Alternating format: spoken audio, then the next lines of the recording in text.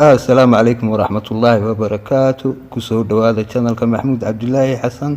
maanta iyo video cusub oo ka hadli doono dalka Tunisia. channelka subscribe si videoda like gare comment-na xagga hoose ku qor. dalka Tunisia ama Republic of Tunis waa dal carbeed oo ku yaala waqooyiga qaaradda Afrika. waqooyi waxaa ka xideeya badda Mediterranean-ka, koonfur barina waxaa ka xideeya dalka Liibiya, koonfur galbeedna waxaa ka xideeya dalka Algeria iyo dalka Morocco. cabirka dalka Tunisia waa 163,610 kiilomitir oo square ah. tirada dadweynaha ku nool dalka Tunisia sanadkii 2018 wuxuu ahaa 11,556,000 oo qof. caasimadda dalka Tunisia ama magaalada ugu weyn ama magaalo madaxda waxaa loo yaqaan isku magaca dalka Tunisia.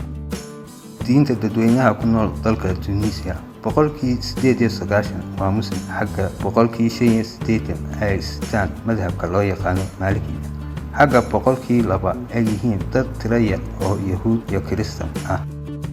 luqadda rasmiga ee dadweynaha dalka Tunisia waa afka Carabiga. lacagta laga isticmaalo dalka Tunisia waxaa loo yaqaan diinaar Tunisi. madaxweynaha dalka Tunisia magaciisu waa Qays Saciid.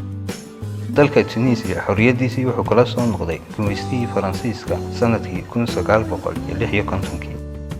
dhaqaalaha dalka Tunisia waa dhaqaale aad u wanaagsan oo tiro badan. lafdhabarta dhaqaalaha dalkaasi waa dalxiiska, xaggu dalxiisku yahay dhaqaalaha boqolkii 25. waxaa ku soo xiga beeraha iyo wax soo saarka iyo macdanta. waxbarashada dalka Tunisia waa bilaash da'da u kala dhaxaysa 6 jir ilaa 16 jir. xagga waxbarashada dalkaasi aad iyo aad ay u wanaagsan tahay.